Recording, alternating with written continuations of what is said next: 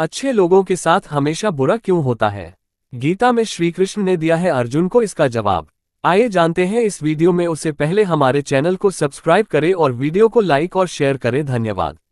जय श्री राधे कृष्णा। अच्छे लोगों के साथ हमेशा बुरा क्यों होता है? वहीं जो लोग बुरे कर्म करते हैं और अज्ञान की राह पर होते हैं वो खुशहाल दिखते हैं। श्री कृष्ण ने इसका जवाब गीता में दिया है। आपने महसूस किया होगा कि जो लोग अच्छे कर्म करते हैं वो परेशान रहते हैं, वहीं जो बुरे कर्म करते हैं वो खुशी से रह रहे होते हैं। अच्छे कर्म करने वाले परेशान होते हैं कि आखिर उन्हें इतनी परीक्षा क्यों देनी पड़ रही है, जबकि जो अधर्म की राह में हैं वो खुश हैं और जिंदगी का लुत्फ उठा रहे हैं। अगर आपके मन में भी ये सवाल आया है तो आज हम आपको इसका जवाब देंगे। ये जवाब वो है जो भगवत गीता में लिखा है और श्री कृष्ण ने अर्जुन को दिया था। भगवत गीता में वर्णित कथा के अनुसार जब भी अर्जुन के मन में कोई दुविधा होती थी तो वो श्री कृष्ण के पास पहुंच जाते थे। एक बार की बात है, अर्जुन भगवान श्री कृष्ण के समीप आकर कहा कि वो दुविधा में है और इसका जवाब वो श्री कृष्ण से चाहते हैं। श्री कृष्ण ने पूछा कि क्या सवाल है? अर्जुन ने कहा, मुझे ये जानना है कि अच्छे लोगों के साथ हमेशा बुरा ही क्यों होता है, वहीं बुरे लोग खुशहाल दिखते हैं। अर्जुन के मुंह से ऐसी बातें सुनकर श्री कृष्ण मुस्कुराए और कहा, मनुष्य जैसा सोचता है और महसूस करता है वैसा कुछ नहीं होता है, बल्कि अज्ञानता की वजह से वो सच्चाई नहीं समझ पाता है। अर्जुन उनकी ये बात समझ नहीं पाए। इसके बाद श्री कृष्ण ने क्या कहा वो जानते हैं। श्री कृष्ण ने अर्जुन से कहा, पार्थ, मैं तुम्हें एक कथा सुनाता हूँ, उसे सुनकर तुम समझ जाओगे कि हर प्राणी को उसके कर्म के हिसाब से ही फल मिलता है।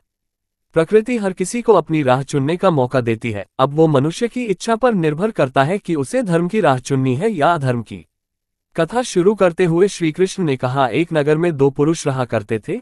एक पुरुष व्यापारी था जिसके जीवन में धर्म की बहुत महत्ता थी। वो पूजा पाठ में यकीन रखता था। वो हर रोज मंदिर जाता था और दान धर्म भी करता था और हर रोज भगवान की पूजा करता था। वहीं दूसरा पुरुष बिल्कुल विपरीत था। वो हर रोज मंदिर तो जाता था लेकिन पूजा करने नहीं, बल्कि मंदिर के बाहर से जूते चप्पल चुराने। उसे दान और धर्म से कोई लेना देना नहीं था। समय बीतता गया और एक दिन बहुत जोर की बारिश हो रही थी। इस वजह से मंदिर में पुजारी के अलावा कोई नहीं था। ये बात जब दूसरे पुरुष को पता चली तो उसने कहा कि ये सही मौका है मंदिर का धन चुराने का। पंडित से नजर बचाकर उसने मंदिर का सारा धन चुरा लिया। उसी समय धर्म कर्म में विश्वास रखने वाला व्यक्ति भी मंदिर पहुंचा। दुर्भाग्य से मंदिर के पुजारी ने उसे ही चोर समझ लिया और चिल्लाने लगे। वहां लोग एकत्र हो गए और उसे बहुत मारा।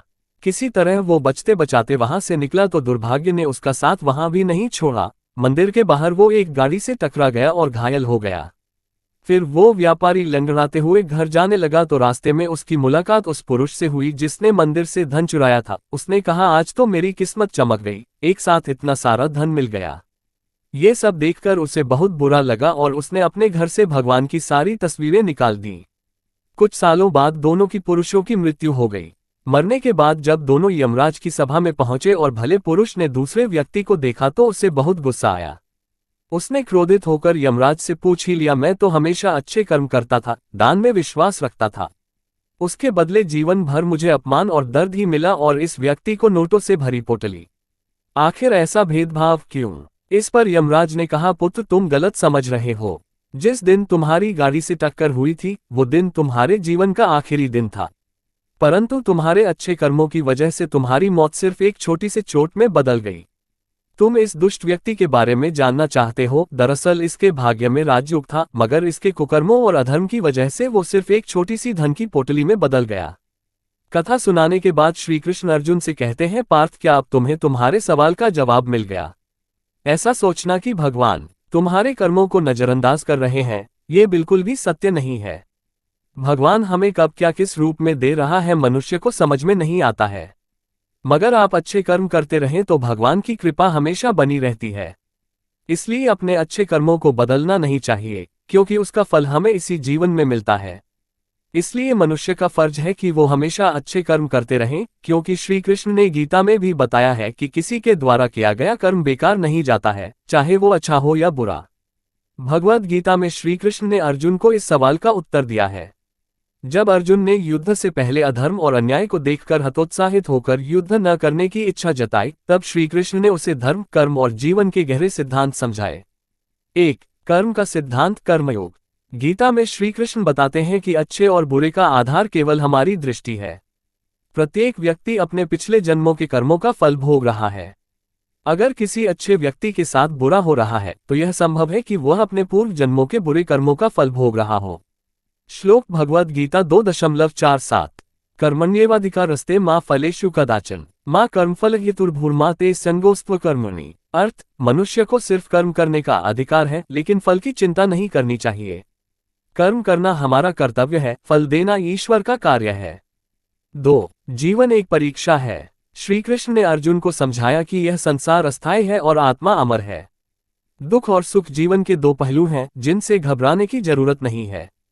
श्लोक भगवद गीता 2.14 मात्रा स्पर्शास्तु कौन्तेय शीतोष्ण सुख दुखदा आगमा पैनोनित्यास्तान स्थितिक्षस्व भारत। अर्थ, हे अर्जुन, सुख दुख, गर्मी ठंड, मान अपमान सब क्षणिक हैं। इन्हें सहन करना सीखो, क्योंकि ये आते जाते रहते हैं। 3. भगवान हर किसी की परीक्षा लेते हैं। जब कोई व्यक्ति धर्म के मार्ग पर चलता है तो उसे कई कठिनाइयों का सामना करना पड़ता है, लेकिन ये परीक्षा उसके आत्मिक उत्थान के लिए होती है। श्री कृष्ण अर्जुन को समझाते हैं कि जो अपने धर्म कर्तव्य से विचलित नहीं होता, वही सच्चा भक्त होता है। श्लोक भगवद गीता 18.66 सर्वधर्मान् परित्यज्य मामेकां शरणं व्रज अहं त्वा सर्वपापेभ्यो मोक्षयिष्यामि मा शुचः। अर्थ, सभी धर्मों कर्तव्यों को छोड़कर मेरी शरण में आओ, मैं तुम्हें सभी पापों से मुक्त कर दूंगा और मोक्ष प्रदान करूंगा। निष्कर्ष 1. अच्छे लोगों के साथ बुरा इसलिए होता है क्योंकि वे अपने पूर्व जन्मों के कर्मों का फल भोग रहे होते हैं। 2. जीवन में सुख दुख अस्थायी हैं, इसलिए इनसे घबराने की जरूरत नहीं। 3. भगवान कठिन परिस्थितियों के माध्यम से हमारी परीक्षा लेते हैं ताकि हम आध्यात्मिक रूप से मजबूत बने। 4. जो सच्चे हृदय से भगवान की शरण में जाता है वह अंततः सभी दुखों से मुक्त हो जाता है। इसलिए हमें हर परिस्थिति में धैर्य और श्रद्धा बनाए रखनी चाहिए और अपने कर्मों को श्रेष्ठ बनाने का प्रयास करना चाहिए। भगवद गीता में श्री कृष्ण ने समझाया है कि अच्छे लोगों के साथ बुरा होने का कारण केवल यह नहीं है कि वे अच्छे हैं, बल्कि यह उनके कर्मों और ईश्वर की लीला का हिस्सा है। 1. कर्म का सिद्धांत कर्मयोग। गीता में श्री कृष्ण बताते हैं कि हर व्यक्ति अपने कर्मों के अनुसार फल भोगता है। यदि किसी अच्छे व्यक्ति के साथ कुछ बुरा हो रहा है तो यह उसके पूर्व जन्मों के कर्मों का परिणाम हो सकता है। श्लोक भगवद गीता 4.17 गहना कर्मणो गते। अर्थ, कर्म का नियम बहुत गूढ़ जटिल है, इसे समझ पाना आसान नहीं है। 2. संसार दुखमय है, दुख और सुख चक्र। श्री कृष्ण कहते हैं कि यह संसार अस्थायी और दुखमय है। सुख और दुख जीवन का हिस्सा है और जो इनसे परे होकर जीवन को देखता है वही सच्ची शांति पाता है। श्लोक भगवद गीता 8.15 अनित्यम असुख लोकमे प्राप्य भजस्व माम। अर्थ, ये संसार नश्वर, अनित्य और दुखमय असुख है, इसलिए मेरी भक्ति करो। 3. परीक्षा और मोक्ष का मार्ग। अच्छे लोगों के साथ कठिनाइयां इसलिए भी आती हैं क्योंकि वे परीक्षा की स्थिति में होते हैं।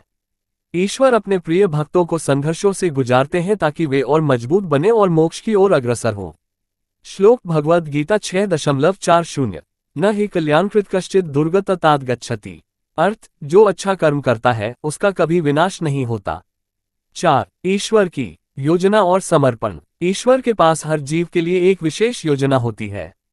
हमें केवल उनके ऊपर विश्वास रखना चाहिए और अपने कर्म करते रहना चाहिए। श्लोक भगवद गीता 18.66 मामेकं शरणं व्रज अहं त्वा सर्वपापेभ्यो मोक्षयिष्यामि मा शुचः। अर्थ, मेरी शरण में आओ, मैं तुम्हें सभी पापों से मुक्त कर मोक्ष प्रदान करूंगा। निष्कर्ष, जो आज बुरा दिखता है वह हो सकता है कि भविष्य में अच्छा परिणाम दे। हर घटना हमारे पिछले कर्मों का फल होती है। ईश्वर हमें परीक्षा के माध्यम से मोक्ष की ओर ले जाते हैं। सबसे महत्वपूर्ण बात, हमें श्री कृष्ण के मार्गदर्शन में कर्म करते रहना चाहिए और फल की चिंता नहीं करनी चाहिए। इसलिए अच्छे लोगों को धैर्य रखना चाहिए और हर परिस्थिति में ईश्वर पर विश्वास बनाए रखना चाहिए। भगवद गीता में श्री कृष्ण ने अर्जुन को समझाया कि अच्छे लोगों के साथ बुरा होने का कारण केवल भाग्य नहीं है, बल्कि यह जीवन, कर्म और ईश्वर की लीला का हिस्सा है। इसका उत्तर गीता के कई श्लोकों में मिलता है। 1. कर्म और प्रारब्ध। कर्म का फल जरूर मिलता है। श्री कृष्ण ने स्पष्ट किया कि प्रत्येक व्यक्ति अपने कर्मों के आधार पर ही सुख दुख भोगता है। अच्छे लोगों के साथ बुरा इसलिए हो सकता है क्योंकि वे अपने पिछले जन्मों के कर्मों का फल भोग रहे होते हैं। श्लोक भगवद गीता 3.9 यज्ञार्थात् कर्मण्यन्यत्र लोकोऽयं कर्मबंधन। अर्थ, यदि कर्म स्वार्थ या मोहवश किए जाए तो वे कर्मबंधन, जीवन मरण के चक्र का कारण बनते हैं। 2. जीवन क्षणिक है, आत्मा अमर है। श्री कृष्ण समझाते हैं कि यह शरीर नश्वर है लेकिन आत्मा अमर है। जो लोग अच्छे हैं वे यदि कठिनाइयों का सामना कर रहे हैं तो ये केवल एक अस्थायी अवस्था है। श्लोक भगवद गीता 2.22 वासांसी जीर्णानि यथा विहाय नवानि गृह्णाति नरोप्राणि। अर्थ, जिस तरह मनुष्य पुराने वस्त्र त्याग कर नए धारण करता है उसी प्रकार आत्मा पुराने शरीर को छोड़कर नया धारण करती है। 3. परीक्षा और मोक्ष की ओर बढ़ना। अच्छे लोगों को कठिन परिस्थितियों से गुजरना पड़ता है क्योंकि वे एक उच्च उद्देश्य की ओर बढ़ रहे होते हैं। ये ईश्वर की योजना का हिस्सा होता है।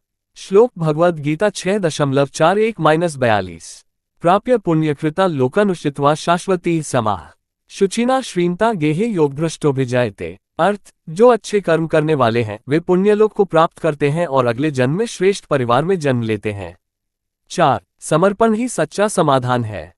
श्री कृष्ण अर्जुन को बताते हैं कि चाहे जीवन में कितनी भी कठिनाइयां आए, यदि व्यक्ति भगवान की शरण में जाता है तो वह सभी दुखों से मुक्त हो सकता है। श्लोक भगवद गीता 18.66 सर्वधर्मान् परित्यज्य मामेकां शरणं व्रज अहं त्वा सर्वपापेभ्यो मोक्षयिष्यामि मा शुचः। अर्थ, सभी धर्मों कर्तव्यों को छोड़कर मेरी शरण में आओ, मैं तुम्हें सभी पापों से मुक्त कर दूंगा और मोक्ष प्रदान करूंगा। निष्कर्ष, जीवन में जो भी हो रहा है वह कर्म और प्रारब्ध का परिणाम है। ये संसार अस्थायी है, आत्मा अमर है, इसलिए किसी भी कष्ट से घबराने की जरूरत नहीं। अच्छे लोगों को कठिनाइयों का सामना करना पड़ सकता है लेकिन यह उनकी आत्मा की परीक्षा होती है। यदि व्यक्ति ईश्वर की शरण में जाता है और निष्काम कर्म करता है तो वह सभी बंधनों से मुक्त होकर शाश्वत शांति प्राप्त कर सकता है।